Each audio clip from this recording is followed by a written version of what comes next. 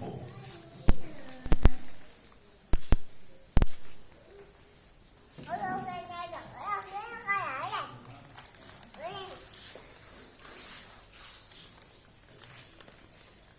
Revelation chapter 2, verse 1 to 4. Unto the angel of the church of Ephesus write, These things says he that holds the 7 stars in his right hand, who walks in the midst of the 7 golden candlesticks. I know your works, and your labor, and your patience, and how you cannot bear them which are evil. And you have tried them which say they are apostles, and are not, and have found them liars, and has borne and have patience, and for my name's sake have labored, and have not fainted. Nevertheless, that's the verse 4 now. Nevertheless, I found something against you, because you have left your first love. God commends the church at Ephesus. He tells them about the good things it have been doing. But now comes nevertheless. Let us pray. Gracious Lord, we're so thankful to you to this place here today. I'm greatly honored, O God, to be in these people that love you so much, and the favor that I found in the sight of the leadership of this church and the entire congregation in this place today. For the entrance of the word gives light and gives understanding to the simple.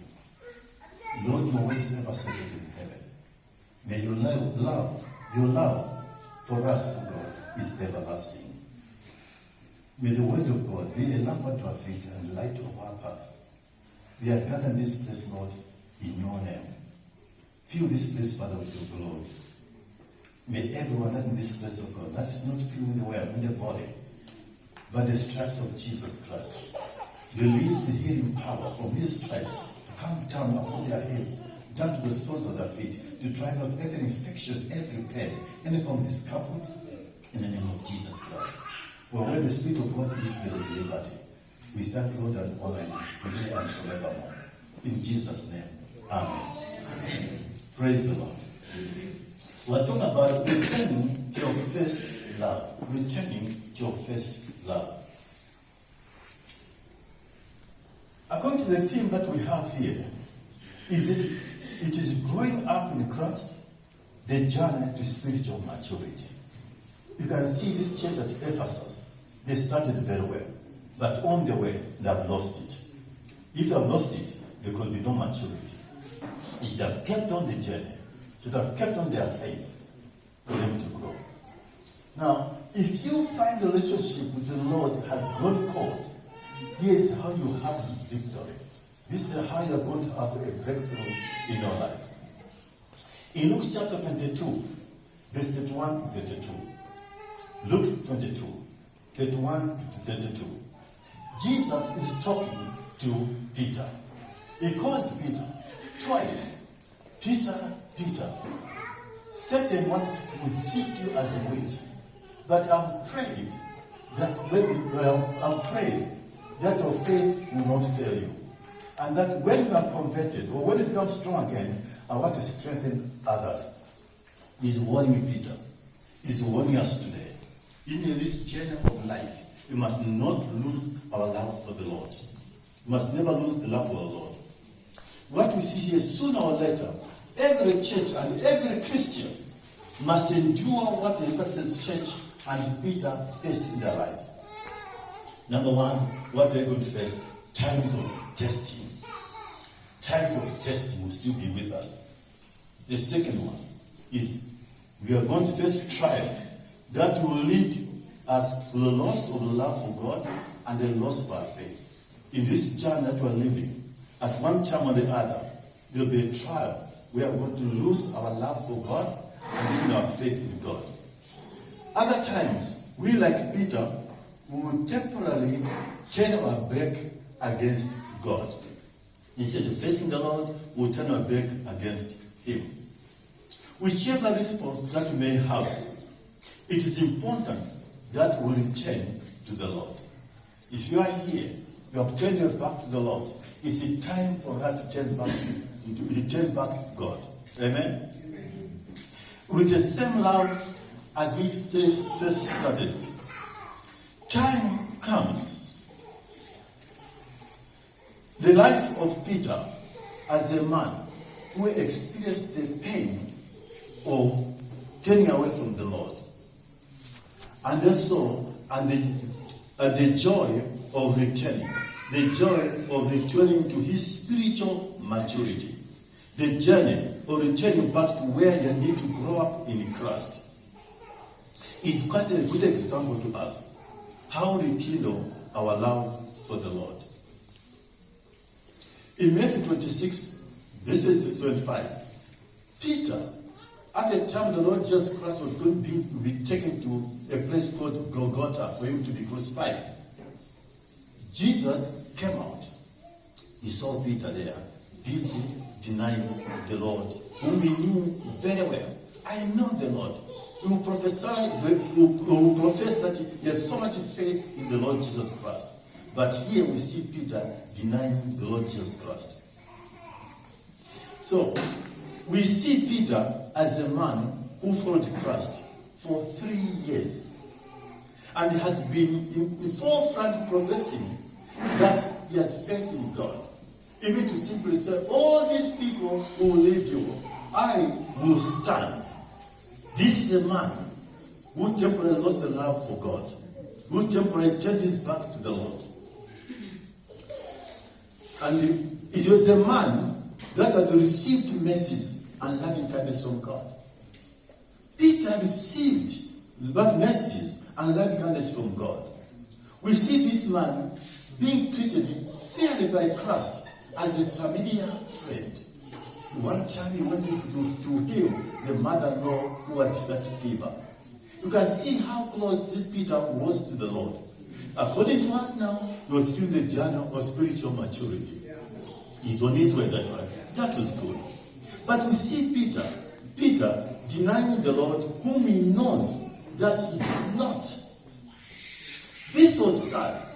It was a sin that is committed under the situation of what great annoyance.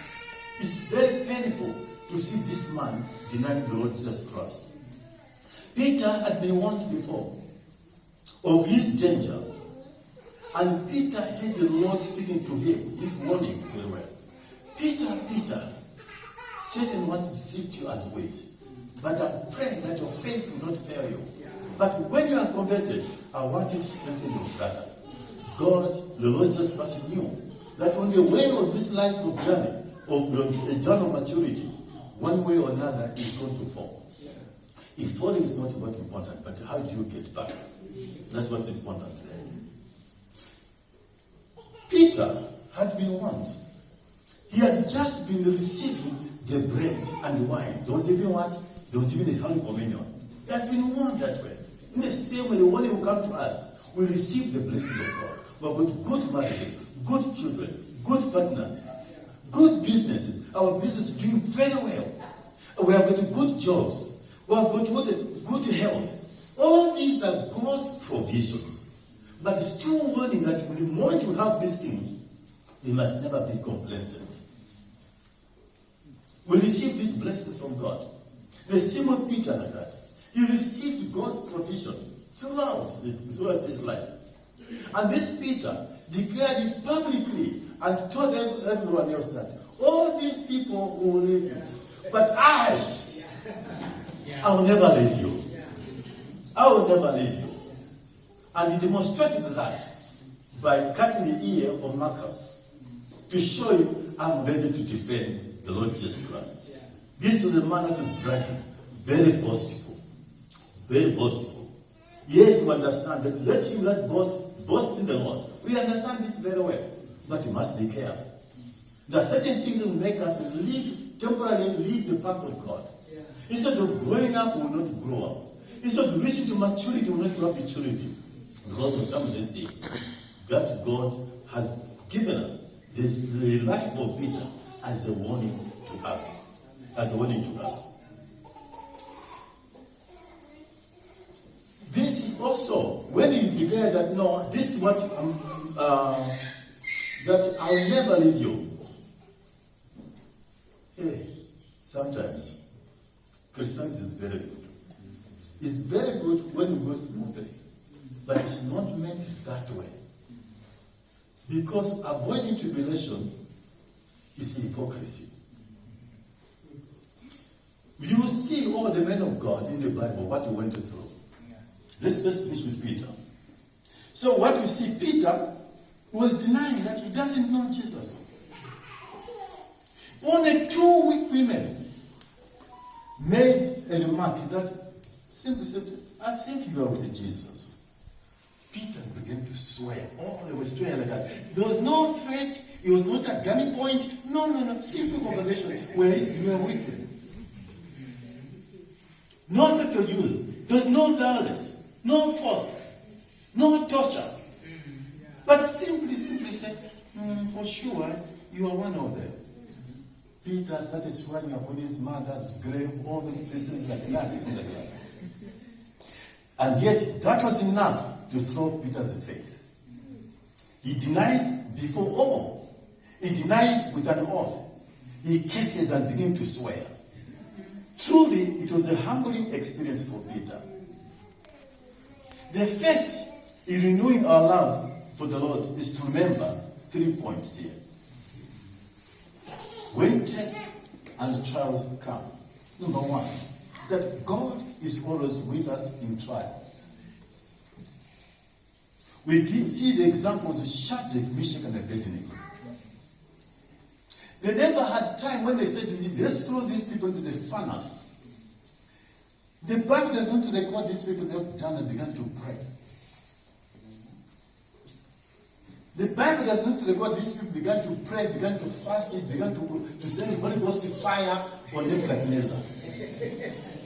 No, back to the sender, all those kinds of things. Nothing. That's the kind of faith that we require. I remember one time, a man was walking with his wife. As they were walking with his wife now, they didn't realize there was a dog nearby. So the dog came out from the bush and then barked at the man. The man started running. And he started running. Maybe remember the wife, put the wife there. Then the wife went to do, no.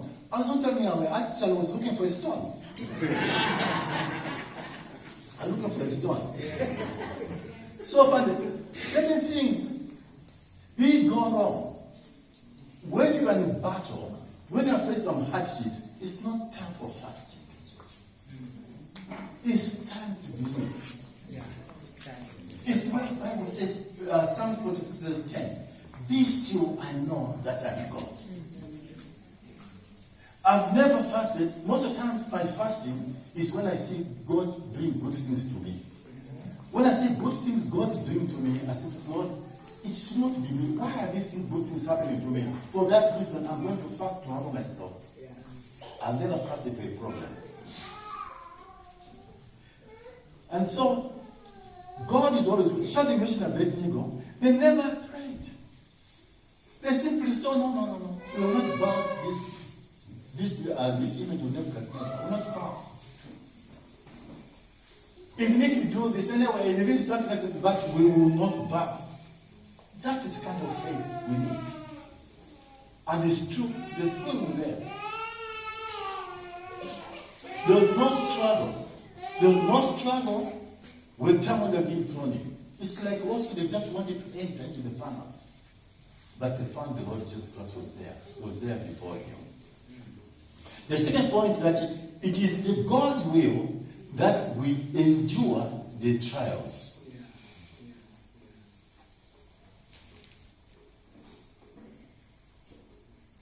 The third point is that God has a plan for our future that takes into account all the trials and all the failures. He has all the plans. Jeremiah 29 verse 11 talks about, I know the plans that I have towards you.